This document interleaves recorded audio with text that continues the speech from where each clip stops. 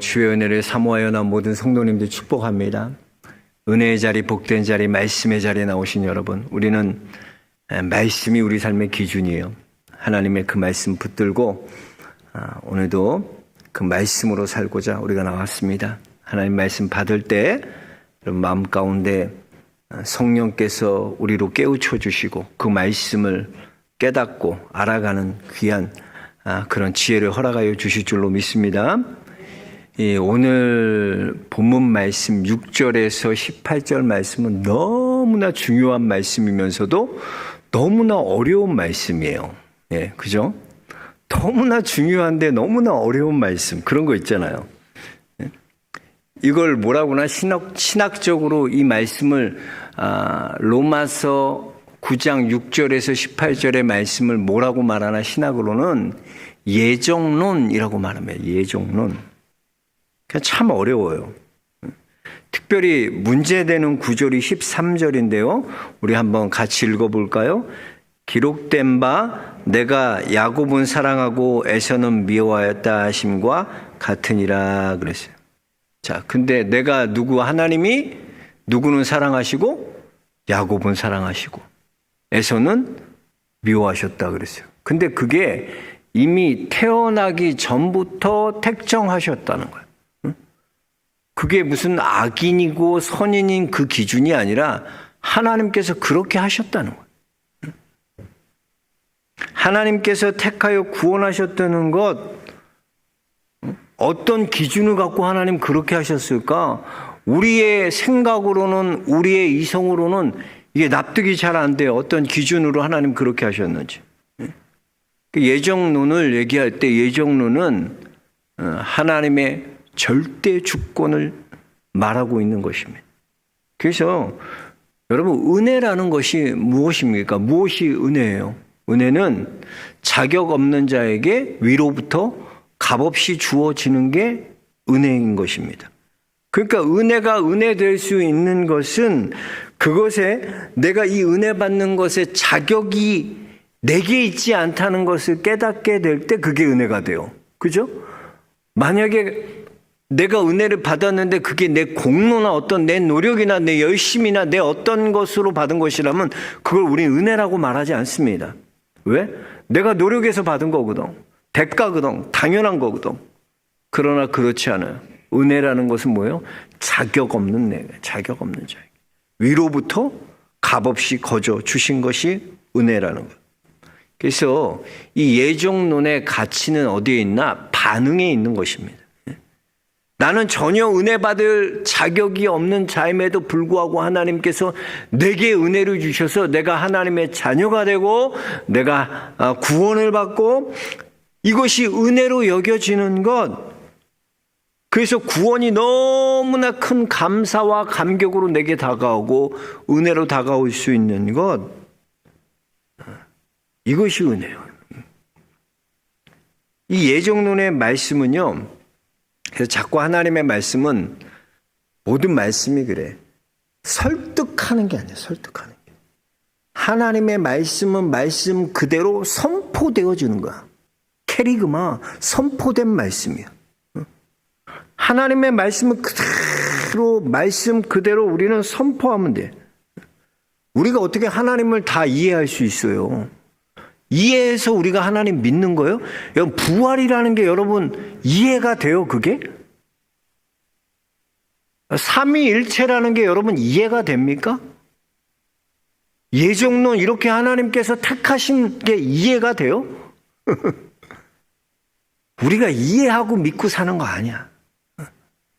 우리는 자꾸 이성적으로 어떤 걸 납득하고 이해하고 공감할 수 있어야 된다고 생각하지만 성경은 사실 그대로기 때문에 우리를 이해시키는 게 아니야. 하나님의 말씀 그대로 사실인 그 말씀을 선포하면 그 말씀이 능력이 있기 때문에 말씀이 그대로 내 삶에 이루어지는 능력으로 역사하는 것이 하나님의 말씀인 거예요. 그래서 우리는 우리의 주인 되신 하나님의 어떤 기준을 가지고 예정하시고 택하셨는지 우리는 알 수 없어요. 이해할 수 없어요. 설명할 수 없어요. 하나님이 하나는 귀 있을 그릇을 만드시고 하나는 천 있을 그릇을 만드셨는데 그 이유에 대해서 우리가 알 수 없어요. 왜 하나님 이렇게 만드셨지? 그것이 하나님 잘못되었어요. 왜 어떤 건 천하게 만들고 어떤 건 귀하게 만듭니까? 말할 수 없다는 거예요. 우리는 토기장이가 아니기 때문에. 그래서 구원받은 우리에게는, 하나님의 은혜 받은 우리에게는 이것이, 이 사실이 너무나 큰 은혜로 다가오는 거예요. 아, 나 같은 구원받을 자격 없는 자를 하나님께서 택하여 주시고 구원하여 주셨구나. 값없이 주셨구나. 너무나 감격스럽고 감사한 것, 그것이 구원받은 성도의 모습이라는 거예요. 그럼 누가 이런 것에 불만을 받겠어요? 왜 이런 일을 하겠어요? 구원받지 못한 자들이, 은혜 받지 못한 자들이. 그 마태복음 20장에 보세요. 포도원 품꾼의 비유를 보면요, 아침 9시에 일한 사람이나 오후 5시에 부른 사람, 오후 5시면 이제 1시간만 일하면 되는 사람을 한 데나리온을 줘요. 그리고 9시 오전에 나간 사람도 예수님 주인이 약속하는 거예요. 한 데나리온 줄 테니까 오늘 일할래? 그때 그 감격, 기쁨, 감사합니다. 나 같은 자 써주셔서 감사해요. 근데 막상 주인이 약속대로 오후 5시에 온 사람에게는 한 데나리온 줬어요. 그리고 9시에 온 사람도 약속대로 한 데나리온 줬어요. 그런데 한 데나리온 받은 사람은, 9시에 일한 사람은 주인을 원망하는 거야. 감사치 못하는 거야. 불평하는 거야. 왜? 내가 더 수고했기 때문에 더 받아야 된다. 더. 그건 은혜를 잘못 받는 거야. 은혜를 알지 못하는.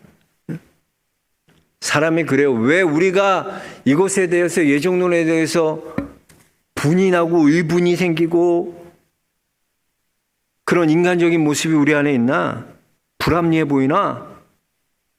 구원받지 못한 사람들, 은혜 받지 못한 자들이기 때문에. 사실 우리가 그렇잖아요. 이 세상 살아가면 여러분 얼마나 불합리한 일들이 얼마나 많습니까? 그런 일 없어요, 여러분 살면서?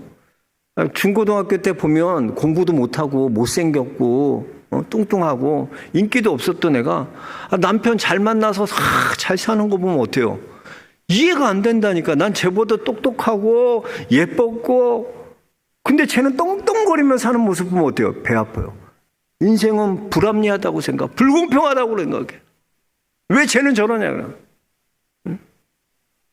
누가 어떤, 제가 잘 아는 핸드폰 하는 후배가 저한테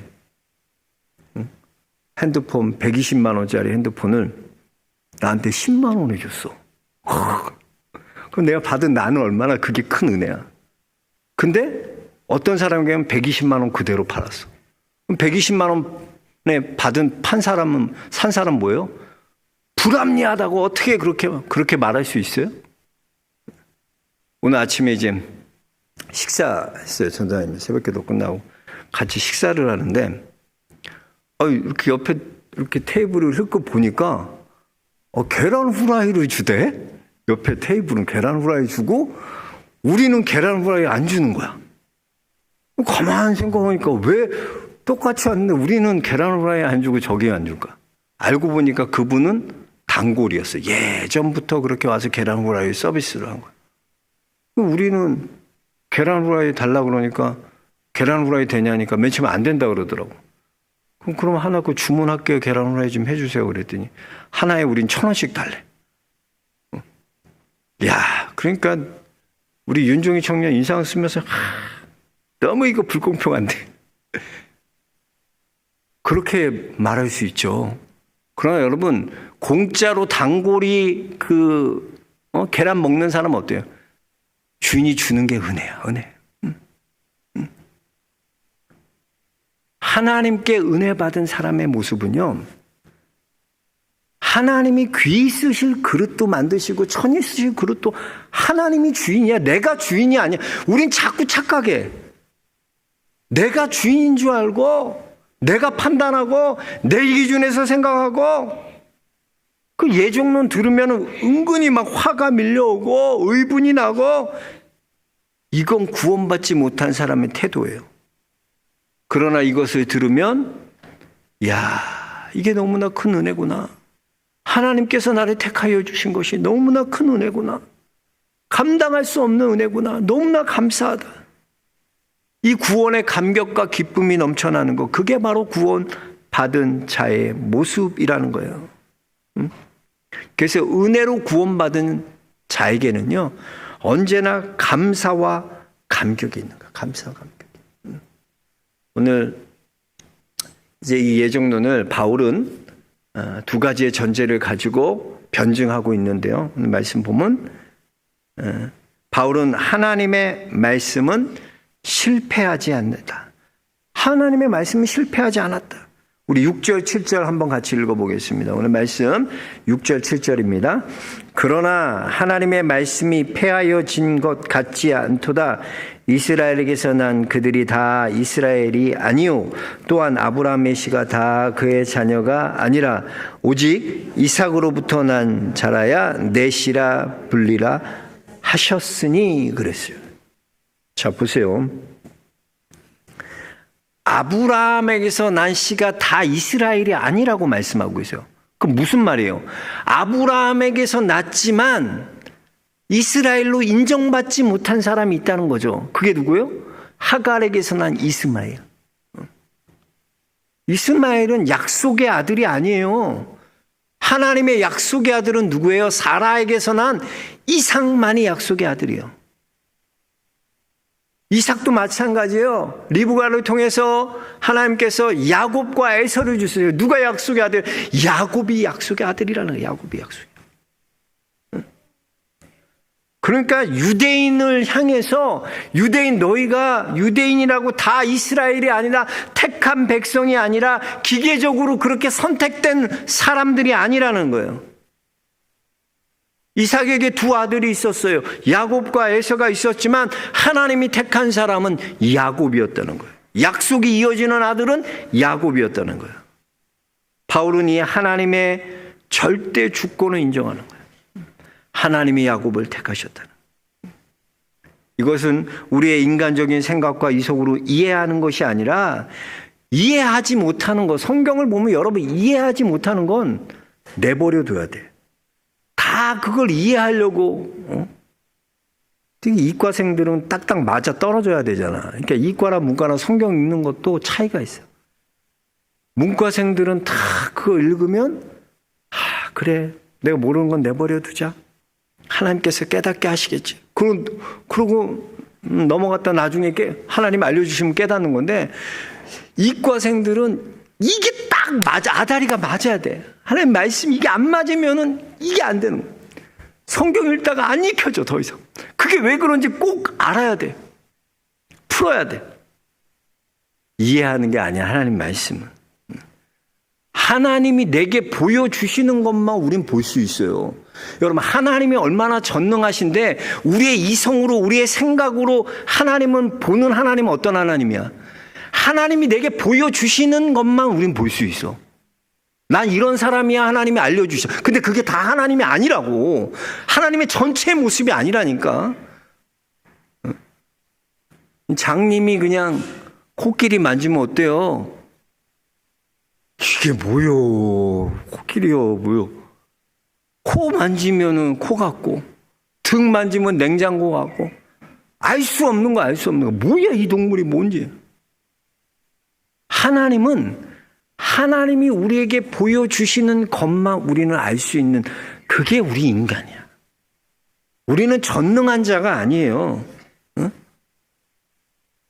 하나님이 우리에게 말씀하시고 하나님이 보여주시는 것만이 우리는 알 수 있는 그런 자예요. 그래서 우리는 하나님의 말씀을 이해하는 자들이 아니라 말씀을 말씀으로 믿는 자들이에요. 삶 가운데 우리가 이 하나님의 말씀을 믿고 내가 은혜로 구원받았다는 사실을 믿고 그 삶을 누리고 살아야지 이 하나님께서 택하신 그 하나님의 왜 나는 택하고 쟤는 택하지 않았나? 그걸 자꾸 하나님한테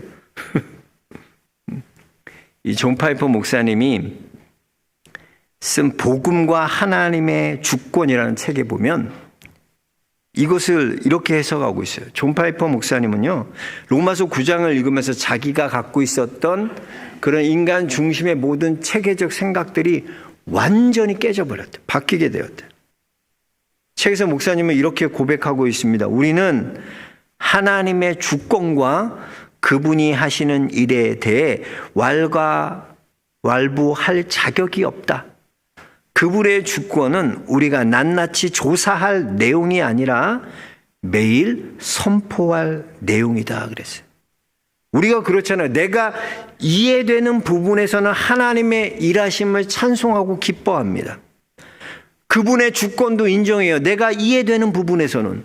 근데 여러분 상황 가운데 머리로 도저히 이해되지 않는 일들이 일어날 때 여러분 어떻습니까? 우리의 생각으로는 그것이 도저히 이해가 안 될 때 우리 안에 분노가 일어나지 않습니까? 우리 안에 하나님의 주권을 인정하지 못하고 있지 않습니까? 그건 하나님이 하신 일이 아니야. 하나님 인정하지 못하는 거야. 그러니까 우리가 이해할 수 있고 받아들일 수 있는 선에서만 하나님의 주권이 인정되고 우리가 받아들이지 못하는 것에서는 하나님의 주권을 인정하지 않아요.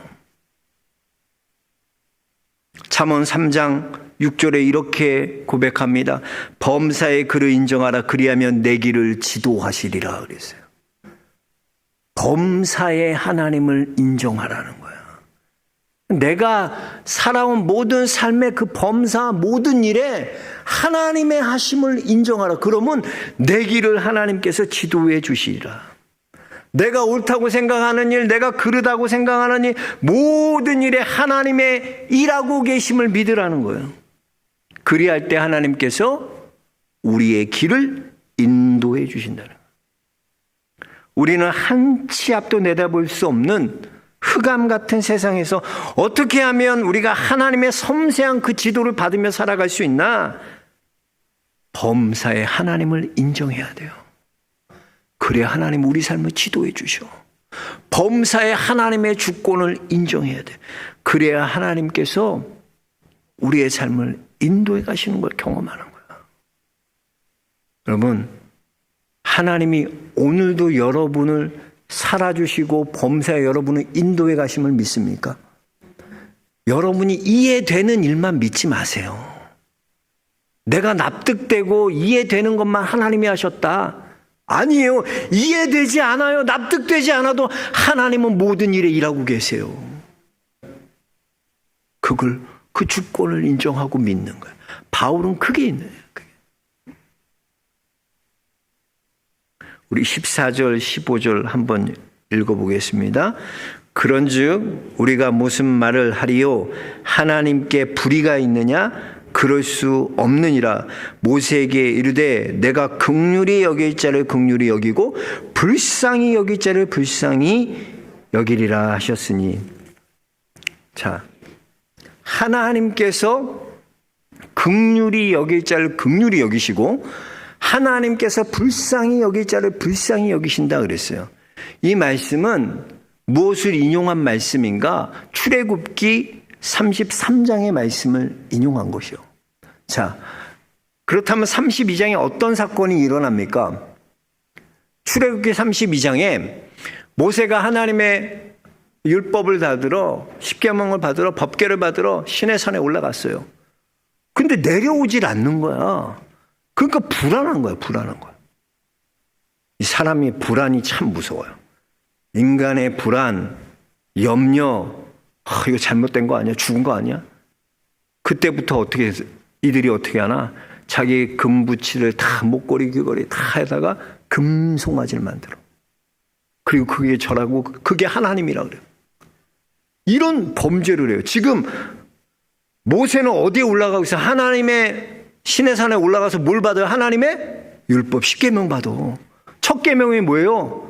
나 외에 다른 신을 섬기지 말라. 둘째 계명이 뭐예요? 너희를 위하여 우상을 만들지 말라 그랬어요. 근데 지금 첫 계명과 둘째 계명을 다 범하고 있는 거야, 이스라엘이. 율법을 받기도 전에 이미 하나님 율법을 주시러 올라가셨는데 얼마나 황당해. 그러니까 하나님이 진노하시겠어, 안 하시겠어? 진노하셔요. 그래서 하나님께서 그 백성을 다 멸해버리신다 그랬어요. 진노하셨어. 그리고 모세에게 내가 너에게 큰 나라를 세우리라 그러셨어요. 그때 모세가 어떻게 해요? 오케이 하나님 다 진멸하고 큰 나라 세워주세요. 그랬어요? 아니요. 모세가요 목숨을 내놓고 하나님 앞에 기도해요. 하나님 저들을 사하여 주시지 않으면 이 생명책에서 내 이름을 지워주세요. 하나님 그들을 용서해달라. 그렇게 간절히 기도해요. 그때 하나님께서 뜻을 돌이키시고 그 모세의 기도를 중보 기도를 들으시고 이스라엘을 용서해 주신 거예요. 그러면서 모세에게 하나님 이렇게 말씀합니다. 여호와께서 이르시되 내가 내 모든 선한 것을 내 앞으로 지나가게 하고 여호와의 이름을 내 앞에 선포하리라. 나는 은혜 베풀 자에게 은혜를 베풀고 긍휼히 여길 자에게 긍휼을 베푸느니라. 자, 원래 이스라엘 백성들은 어때요? 다 진멸의 대상이야. 그죠? 이 금송아지 사건을 통해서 다 죽어야 될 자들이 있어. 그럼에도 불구하고 죽을 수밖에 없는 자들인데도 하나님께서 은혜를 베풀어 주셔서 그들을 다시 기회를 주신 거예요. 응? 다시 그들을 용서해 주신 거예요. 여러분 로마서에서 제가 인간관이 뭐라 그랬어요? 로마서의 인간은 모든 사람이 죄를 범하였으며 하나님의 영광에 이르지 못하나니 의인은 없고 하나도 없도다. 인간은 모두 죄인이다. 거기에 시작이에요. 그러니까 우리가 진멸의 대상이고 죽을 수밖에 없는 자라는 거예요. 원래 우린 그런 자야. 근데 그런 자에게 하나님이 은혜를 베풀어 주셨는데 우리는 뭐라고 말해요? 왜 쟤는 안 구원하고요? 왜 저 사람은 안 하고요? 왜 저? 에이구, 맨날 어린아이처럼 우린 그러고 있어. 제자들도 그렇고 예수님 제자들도 그렇고 맨날 그거 궁금하잖아. 어? 쟤는 어떻게 돼요 나중에? 쟤 어떻게 돼요? 야 이놈아 그런 거 걱정하지 말고 넌 나나 똑바로 쫓아와. 우린 항상 그래. 보면 인간이 그래요. 인간의 본성이야 그게.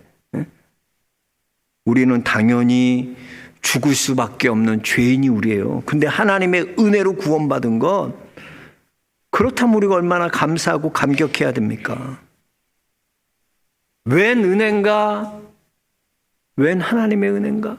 나 같은 자를 하나님 구원하여 주셨다니. 그렇게 우리의 감사가 넘쳐야 되고, 자격 없는 자에게 주신 은혜가 얼마나 큰데. 예를 들면 이런 거예요. 제가 아들만 셋이니까 딸이 너무 갖고 싶었어. 첫째 아들 낳고 둘째도 주님 딸 주세요 그랬고 셋째도 딸 주세요. 그런데 또 아들 주시고 아들 주시면서 내 은혜가 내게 족하다 그러시더라고요. 제가 이제 딸이 하나 있었으면 좋겠다 하고 마음을 가져서 이제 저 고아원에 갔다고 합시다. 근데 가서 봤더니 어떤 딸애가 있는데 너무나 예쁜 거야. 막 뛰면서 우는데 저 딸 쟤 너무나 예뻐서 제가 입양을 했다고. 쟤는 수속을 한 게 아니라 실제로 그렇게 했다고 쳐보자고. 입양해서 걔를 탁 데리고 왔어요. 그때 걔가 그러는 거야. 왜 나만 데려왔냐고. 쟤도 데리고 다 데려와야지. 이렇게 말할 수 있어요? 아니야. 나 같은 자에게 하나님 은혜 주셨는데 하나님이 나 같은 자에게 은혜를 주셔서 너는 내 아들이라 너는 내 딸이라 인쳐주셨는데 그 은혜가 얼마나 큰데 우리가 하나님 앞에 불의하다고 할 수 있어요? 그러니까 구원 이 예정론의 가치는 그 반응에 있는 거야. 구원받은 자의 반응이 어떤가? 내가 어떤 반응으로 살아가고 있는가? 하나님이 나에게 이렇게 택하여 주시고 나를 불러주시고 나에게 은혜를 주셨는데 내가 어떻게 살아야 될까?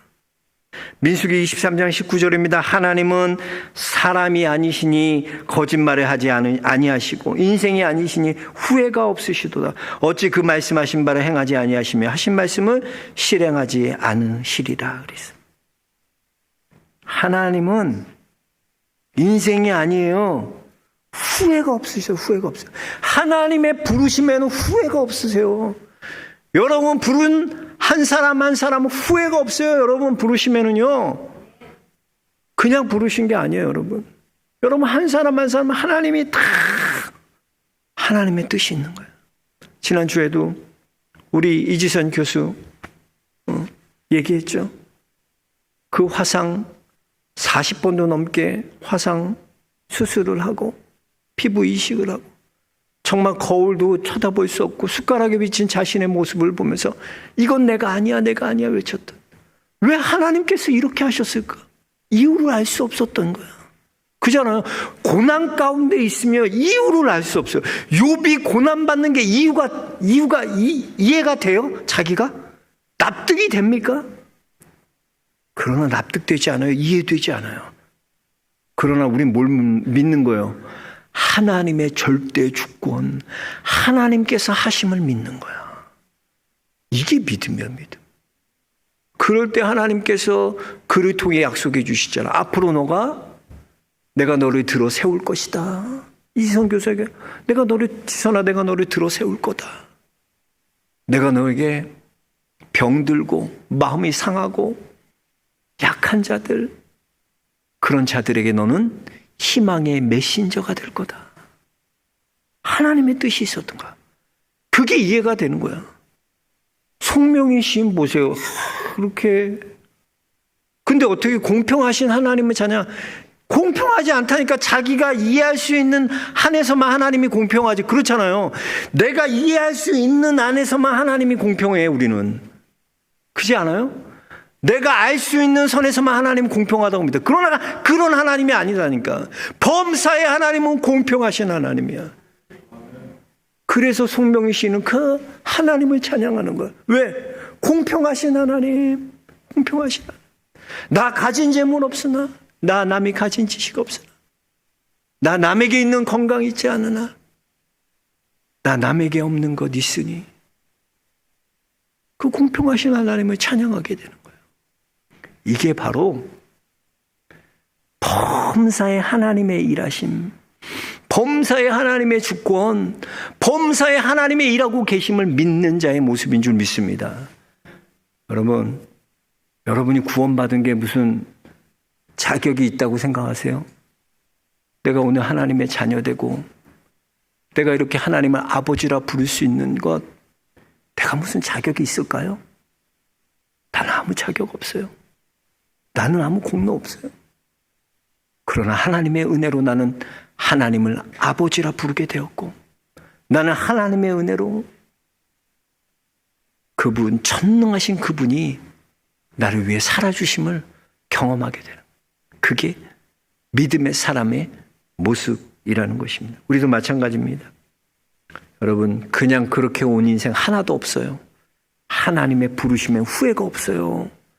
여러분, 그냥 부르시는 거 아니야. 다 목적이 있어. 이건 이렇게 쓰고 저건 저렇게 쓰고 다 필요해요.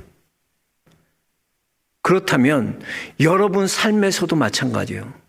내가 이해되지 않는다고? 왜 내가 이런 남편을 만났지? 왜 내가 이런 자녀를 만났지? 이해되지 않아. 불공평하다고, 불합리하다고 생각해. 아니야. 범사의 하나님이 일하고 계세요. 범사의 그를 인정하라. 그리하면 내 길을 지도하시리라. 할렐루야. 그 주님을 인정하실 주 이름 축복합니다. 오늘도 하나님이 일하고 계세요. 근데 자꾸 우리가 아는 것만으로 하나님의 주권을 인정하고 아는 것만으로, 이해가는 것만으로 하나님 믿으려고 하지 마세요. 그걸 넘어서세요. 이해되지 않고 납득되지 않아도 그걸 넘어서서 하나님의 일하심을 믿고 바라보며 나아가는 우리 영락의 성도들 모두 되시기를 주의 이름으로 축원합니다. 하나님 감사합니다. 감사합니다. 오늘 하나님 우리 택하시고 불러주셔서 야곱은 내가 사랑하고 에서는 미워하였다 말씀하시는 주님, 우리에게 약속을 주시고 우리를 택하여 주신 그 하나님의 은혜에 감사합니다. 감사합니다. 우리 안에 그러한 하나님의 은혜의 감격과 감사와 찬송이 넘쳐나는 복된 믿음의 성도들 모두 되도록 축복하여 주옵소서. 예수 그리스도 이름 받들어 기도합나이다. 아멘. 광고 드리겠습니다. 오늘 이번 주 6월 3일 토요일입니다. 오늘 전도사님이랑 우리 전도부장님이랑 가서 또 답사를 한번 하고 왔는데 거기가 어마어마해요. 2400세대가 2416세대야. 그러니까 사전 점검일에 얼마나 붐비겠어요. 그리고 거기가 전멸등이 아니어서 신호가 있어가지고 참 어려울 것 같아요.